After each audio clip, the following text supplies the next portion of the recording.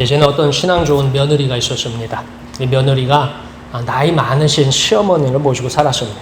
다만 연세가 많은 시어머니는 교회를 다니지 않고 늘 며느리를 핍박한다는 소문이 동네에 났습니다. 마침 교회 목사님이 이 가정을 신방했습니다. 그래서 시어머니께 물어봤어요. 왜 그렇게 며느리를 미워하십니까? 라고 물었더니 이 시어머니께서 휴 하고 한숨을 내쉬더니 하시는 말씀이, 우리 며느리가 교회에서 어떻게 행동하는지 모르지만 집에서는 정말 못됐어요. 왜요? 했더니 가끔 우리 며느리가 부엌에서 일할 적에 노래를 부르는데 그 내용이 정말 못됐습니다. 얼마나 가증스러운지 정말 할 말이 없습니다. 무엇이라고 하는데 했더니 시어미를 물리치고 시어미를 이겨라고 부릅니다. 나중에 며느리가 물어보니까 찬송의 내용이 이렇습니다. 너 시험을 당해 죄짓지 말고 너 용기를 다해 물리쳐라. 너 시험을 이겨 새 힘을 얻고 주 예수를 믿어 늘 승리하라. 우리 구주의 힘과 그의 위로를 빌라. 주님 내 편에 서서 항상 도우시리. 찬송가 342장에 너 시험을 당해를 이 며느리가 늘 부르고 살았습니다. 근데 이 곡을 귀가 좋지 않은 시어머니가 듣고서는 이 며느리가 늘 노래 부르기를 뭐라고 부르냐면 시어미를 물리치고 이겨먹는 못된 며느리라고 오해했습니다. 신앙에도 이런 오해가 있습니다. 기도 응답에 대한 오해입니다. 하나님은 모든 기도에 응답하십니다. 지금까지 응답 못 받았다고 생각하시는 분들 계시는데 그것조차도 다 응답하셨습니다. 그래도 우리는 기도를 응답하지 않는다고 원망하기도 하고 미워하기도 합니다. 이유는 우리가 원하는 것과 예수님께서 주시는 것이 다르기 때문입니다. 예수님이 주시는 것과 우리가 원하는 것의 차이를 극복하는 일이 믿음이요 신앙입니다. 오늘 우리에게 이런 믿음과 신앙이 있기를 축원합니다. 오늘 성경에는 예수님께서 가시는 길에 대해서 전합니다. 그것은 모든 사람이 피하는 길이요 두려워하는 길입니다. 예수님은 그 길에 대해서 이 마태복음 안에서도 3번에 걸쳐서 말씀하십니다. 성경에서 중요한 내용은 2번 반복합니다. 여러분들이 성경을 읽다 보면 똑같은 내용이 다시 나올 때가 있어요. 그러니까 이렇게 2번 똑같은 내용이 나오는 이유는 뭐예요? 그것이 어떻기 때문에요? 중요하기 때문에 2번 나옵니다. 예수님은 그 길에 대해서, 오늘 성경에 대해서 마태복음에 3번이나 표현하고 있습니다. 그런데 이 3번은 동일하게 성경에 기록하고 있다는 건 그만큼 중요하고 그만큼 이루시겠다라는 간절한 뜻이기도 합니다. 우리 다 함께 17절에서 19절까지 말씀을 읽겠습니다.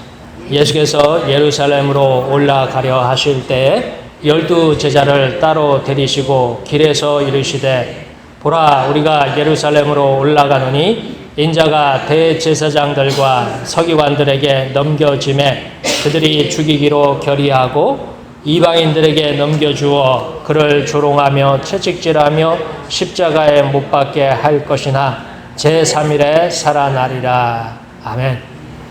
마태복음 20장에서는 예수님께서 마지막 예루살렘 성 방문을 앞두고 있습니다. 마태, 마가, 누가, 요한 이런 복음들을 보면 예수님께서 예루살렘을 여러 번 방문하셨어요. 근데 오늘 성경에는 마태복음 20장은 예루살렘 성의 마지막 방문하는 길이에요. 예수님은 이 마지막 예루살렘에 올라가시기 전에 앞으로 예루살렘에 있을 일, 중요한 일에 대해서 말씀을 하시는데 그것은 자기의 마지막 날에 대한 이야기입니다. 그가 조롱을 당하며 채찍질하며 십자가에 못 박혀서 죽을 것, 그리고 결국은 3일 만에 살아날 것에 대해서 이야기하십니다. 그러니까 예수님은 십자가에 죽으시기 전에 이 마지막에 일어날 때 예수님께서 행할 일, 하나님 앞에서 정하신 길에 대해서 제자들에게 분명하게 미리 말씀하고 계셔요. 우리는 미래의 일을 모르죠. 내일 아침에 무슨 일이 일어날지, 그 다음날에 무슨 일이 일어날지 몰라요. 근데 예수님은 분명히 자기 앞에 있을 일을 알고 계시며 그 일을 제자들에게 가르치십니다. 예수님께서 가야 하는 길입니다. 예수님께서 반드시 행해야 하는 일이에요. 우리는 이 길을 좁은 길이라고 전합니다. 예수님이 이렇게 어렵고 두려운 이야기를 하는데 제자들은 누구 하나 이 문제를 심각하게 생각하지 않습니다. 아마도 제자들은 그랬던 것 같아요. 예수님께서 예루살렘에 이번에 올라가면 무엇인가 큰일이 있는데 그 일에 실패하면 예수님께서 이와 같은 어려움을 당하는구나 했던 것 같아요. 아마도 예수님 나라를 세우는 일이 목숨을 걸어야 할 만큼 위험한 일이구나라고 생각할지도 모릅니다. 그래서 제자들은 아마 속으로 그랬을 거예요. 반드시 예수님을 지켜야지. 반드시 이번에 예수님과 함께 올라가서 예수님 나라에 세우는 일에 성공시켜야지 하고 다짐하고 있습니다. 제자들 중에 누구도요, 예수님의 고난, 십자가의 죽음, 부활에 대해서 듣고서 걱정은 하지만 관심은 없습니다. 그런 거 우리가 이번에 올라가서 혁명을 해서 예수님이 왕이 되면 이런 것들은 없어. 아마 그랬는지도 모르겠어요. 예수님 반복해서 예루살렘 올라가기 전에 3번 얘기해요. 당신이 십자가에서 고난을 당하고 죽으시고 부활하실 것이라는 얘기를 3번이나 하지만 제자들은 도무지 그것에 관심이 없어요. 그냥 예수님이 이번에 올라가서 큰 일을 하려고 하는데 아마 그게 예수님 나라를 세우는 일일 거야. 그런데 이게 실패하면 예수님이 그와 같이 망할 거야 라는, 그와 같은 실패하면 큰 일이 일어날 거야 하는 생각에 제자들은 아마 그렇게 생각했을 거예요. 실패하면 안 되지. 올라가면 반드시 성공해야지. 이런 기대를 가지고 있었던 것 같습니다. 오늘 우리가 복음을 듣고 있지만 옛날에 예수님께서 이런 일을 당하셨대. 그리고 우리도 그것을 알아. 그리고 예수님을 믿으면 구원을 받는다라는 정보를 알고 있지 그것을 신뢰하고 믿느냐는 다음 문제입니다. 오늘날 많은 사람들이 그러니까 아는 것이 믿는 거라고 생각해요. 아는 것과 믿는 것은 다른데 오늘날 많은 우리 현대 교인들은 내가 그것을 알고 있는 것, 내가 성경에 대해서 잘 알고 있는 것, 예수님에 대해서 잘 알고 있는 것을 자기가 믿고 있다고 생각해요. 근데 믿는 것과 아는 것은 다릅니다. 근데 우리는 가끔 그런 혼동을 할 때가 있습니다. 예수님의 제자들이 예수님의 말씀을 위험한 경고 또는 위기에 대한 준비로 들었다면 오늘날 우리는 예수님을 믿으면 무엇이 유익한지 어떤 이익이 있는지 궁금한 것과 비슷합니다. 우리가 믿는 예수님은 아무도 가지 않는 길, 좁은 길, 하나님께서 원하시는 일을 하시는 분이십니다. 오늘 우리도 하나님께서 원하시는 길, 하나님께서 원하시는 일을 위해서 부름을 받았습니다. 그러니까 우리는 예수 믿어서 천국 가기 위해서 예수님이 부름 받은 게 아니라 하나님이 원하시는 일을 하기 위해서 부름을 받았어요. 믿음으로 예수님을 따르시길 축원합니다. 자, 예수님이 자기의 길, 하나님이 지정하신 그 길에 대해서 이야기한다면 그 이제 다음으로는 제자들이 원하는 길이 나옵니다. 예수님은 이쪽으로 가야 돼 하는데 제자들이 원하는 길이 이제 나와요. 세상 사람들이 가고 싶은 길을 설명합니다. 그리고 우리가 원하는 길이기도 합니다. 이 길은 예수님께서 가신 길과 다른 길입니다. 우리 다 함께 20절에서 23절까지 말씀을 읽겠습니다. 그때 세베대의 아들의 어머니가 그 아들들을 데리고 예수께 와서 절하며 무엇을 구하니 예수께서 이르시되 무엇을 원하느냐 이르되 나의 이 두 아들을 주의 나라에서 하나는 주의 우편에 하나는 주의 좌편에 앉게 명하소서. 예수께서 대답하여 이르시되 너희는 너희가 구하는 것을 알지 못하는도다. 내가 마시려는 잔을 너희가 마실 수 있느냐? 그들이 말하되 할 수 있나이다. 이르시되 너희가 과연 내 잔을 마시려니와 내 좌우편에 앉는 것은 내가 주는 것이 아니라 내 아버지께서 누구를 위하여 예비하셨든지 그들이 얻을 것이니라. 아멘. 예수님은 하나님 아버지께서 지정하시는 길을 가기 위해서 심각하게 고민하고 굉장히 힘이 듭니다. 굉장히 괴로움을 앞에 두고 있어서 어쩌면 예수님의 마음은 그렇게 편안하지 못할 것 같습니다. 그런데 제자들은 오히려 엉뚱한 길을 상상하고 희망에 부풀어 있습니다. 제자들이 원하는 순간, 제자들이 예수님을 따르는 이유가 적나라하게 소개됩니다. 예수님을 따르는 제자들 중에는 형제가 있습니다. 그 형제 중에 하나가 베드로와 안드레, 그리고 야고보와 요한입니다. 오늘 성경에 나오는 이 세베대의 아들들, 그리고 세베대의 아내, 아들들의 어머니죠. 두 아들들과 어머니가 예수님을 찾아와요. 이 아들들이 누구면 야고보와 요한입니다. 그러니까 야고보와 요한의 아버지의 이름이 세베대였던 것 같아요. 근데 그 어머니가 아들 둘을 데리고 예수님을 찾아와요. 찾아와서 요구를 합니다. 어떤 요구를 하냐면 이제 마지막에 예루살렘에 올라가잖아요. 예루살렘에 올라가면 뭐가 일어날 것 같아요? 예수님의 나라가 있는, 예수님 왕이 되고 그 나라가 될 것 같은 거예요. 그러니까 이제 예수님의 나라가 이루어지기 전에 마지막으로 예수님 앞에 다짐을 받는 겁니다. 그러니까 야고보와 요한을 딱 데리고 나와서 당당하게 요구해요. 뭐라고 하냐면 주의 나라가 임하시면 하나는 주의 우편에 하나는 주의 좌편에 앉게 하소서. 아마도 이 야고보와 요한 그 형제와 그 형제의 어머니가 예수님을 참 열심히 따랐던 것 같아요. 아마도 지금까지 예수님을 따르면서 많은 지원과 도움과 헌신을 했으리라 짐작합니다. 예수님이 그 12제자 외에도 많은 무리가 따랐어요. 그래서 이들 먹고 마시고 쓰는 그런 많은 비용들이 있었겠죠. 전부 다 금식하고 다니지는 않았을 거 아니에요. 그러니까 그 비용들의 많은 부분들을 예수님을 따르는 많은 사람들이 아마 헌신을 했던 것 같아요. 그 중에 한 명도 이 야고보와 요한의 어머니도 그렇게 따라서 다니면서 헌신을 했던 것 같습니다. 오늘날 선거에서 승리하기 위해 지원한 후원자처럼 생각하면 됩니다. 오늘 선거에서 승리한 사람은 자기 후원자에게 합법적인 보상을 합니다. 오늘 성경에 나오는 세베대의 아내 야고보와 요한의 어머니는 예수님께서 지난 후원에 대한 보상을 요구합니다. 저희가 몇 년 동안 예수님을 따라다니면서 예수님 먹고 쓰는 이런 것들 많이 지원했죠. 두 아들도 예수님을 열심히 섬겨서 예수님의 제자이지 않습니까? 그러니까 예수님의 나라가 완성되면 이제 예루살렘 올라서 예수님의 나라를 완성하면 예수님의 어느 편에 앉게 해달라고요? 우편과 좌편에. 그러니까 예수님을 중심으로 이렇게 이게 장관들의 자리가 있으면 요즘 뭐냐면 대통령 가끔 담화하는 거 정부 요인들 해가지고 회의하는 걸 보면 그 대통령을 안고 대통령 좌우편에 누가 앉아요? 국무총리도 앉고 장관들이 쭉 둘러 앉잖아요. 그처럼 예수님이 가운데 앉으면 그 우편과 좌편에 누가 앉게 해달라고요? 자기의 두 아들을 앉게 해달라고 청탁을 하는 겁니다. 근데 이 세베대의 아내는 이렇게 요구할 만한 자격이 있다고 생각하고 믿었습니다. 자기는 이렇게 요구할 만한 자격이 있다고 생각한 것 같아요. 그러니까 당당하게 찾아왔죠. 근데 아무튼 그렇게 해서 요구를 합니다. 오늘 우리가 교회에 다니는 이유입니다. 오늘 우리가 예수님을 믿는 이유입니다. 마치 예수님의 나라에서 좌편과 우편과 좌편에 앉는 것처럼 예수님께 무엇인가 요구하기 위해서 무엇인가 얻기 위해서 믿고 따릅니다. 문제는 우리의 요구가 응답되지 않을 때입니다. 그때는 뒤도 돌아보지 않고 떠나는 모습을 자주 목격합니다. 예수님 분명히 약속하십니다.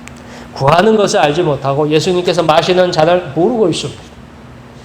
아무도 그 잔이 십자가의 죽음이요 목숨을 건 복음 전도라는 것을 알았다면 이 야고보와 요한이 마실 수 있나이다라고 큰 소리를 빵 쳤어요. 물론 그 야고보와 요한이 그 잔을 마시긴 했습니다. 사실 저도 이렇게 답하지 못할 것 같습니다. 그저 그 잔을 제게서 지나가게 하옵소서라고 기도가 제가 할 수 있는 최선의 기도일 것입니다. 자, 마지막에 예수님의 우편과 좌편은 오직 하나님 아버지의 몫입니다. 우리의 기도 응답은 철저하게 하나님 아버지의 몫입니다. 그래서 우리는 우리가 원하는 것과 하나님께서 주시는 것 사이에서 방황합니다. 우리는 기도를 많이 해요.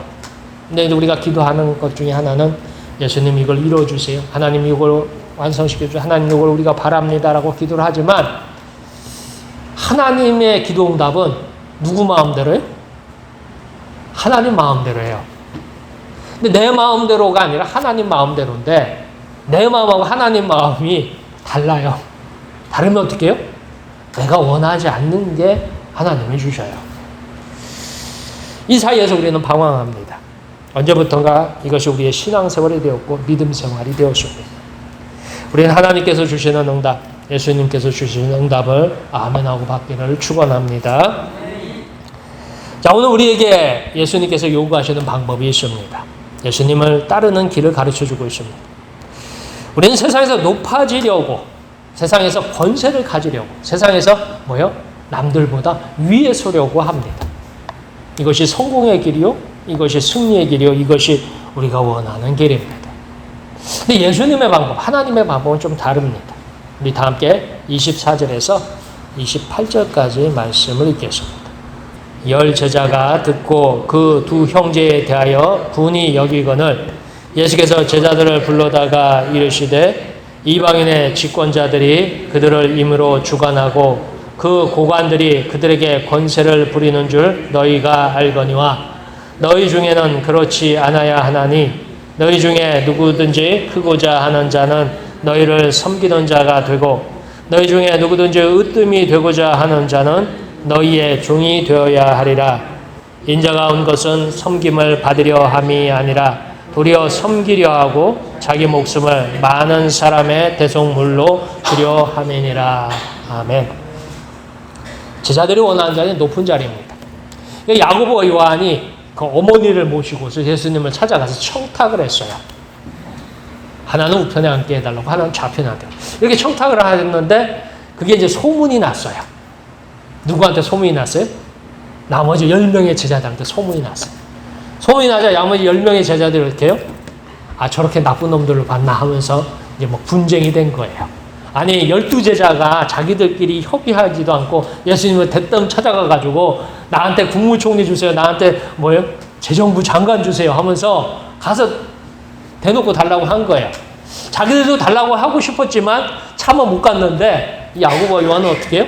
대놓고 가서 달라고 한 거예요. 이제 그걸 가지고 이제 분통이 터졌습니다. 아, 지네들만 뭐 대단해? 가만히 보니까 야고보 요한 아무리 생각해봐도 나보다 자기들보다 뭐 뛰어난 점도 없어요. 다 같이 어부 출신들이에요. 갈릴리에서 뭐예요? 같이 물고기 잡던 출신인데 아니 지네들이 나보다 뛰어난 게 뭐가 있다고 나보다 내 머리 꼭대기에 앉으려고 해. 이런 생각이 드는데 자, 이것은 제자들이 다른 제자들을 부리는 자리, 어떻게 보면 명령하는 자리입니다. 이 자리를 제자들이 원하고 있으며 내가 아닌 다른 제자가 내가 아는 다른 사람이 나보다 높은 자리에 앉는 것이 용납하지 못합니다. 질투죠. 아무리 봐도 나보다 뛰어난 거 없는 것 같은데 아, 나보다 높은 자리에 올라간다는 거예요. 그러니까 이제 막 속에서 불글불글 끓었던 것 같아요. 마치 높은 자리를 차지하기 위해서 수단과 방법을 모두 동원하는 세상의 모습이 이 예수님 앞에 있는 제자들의 모습입니다. 그러니까 예수님을 제자들이 열심히 따라다녔지만 그 제자들이 생각하고 행동하고 살아가는 방식은 여전히 어떻게 살아가고 있어요? 세상적인 방법으로 사는 거예요. 세상 사람들과 똑같이 살고 있는 거예요. 아, 예수님의 제자쯤 되면 그래도 마음이 뭐예요? 천사 같고 마음이 뭐예요? 그냥 뭐 너무너무 이렇게 순하고 해야 되는데 알고 봤더니 어떻게 해요? 세상 사람하고 똑같은 거예요. 아마 예수님이 말리지 않았으면 아마 멱살 잡고 싸웠을지 몰라요. 예수님께서 이제 그 자리라는 것에 대해서 얘기합니다. 예수님께서는 하나님께서 주시는 자리는 다르다고 하십니다. 그 자리는요, 누군가를 밟고서 올라가는 자리가 아닙니다.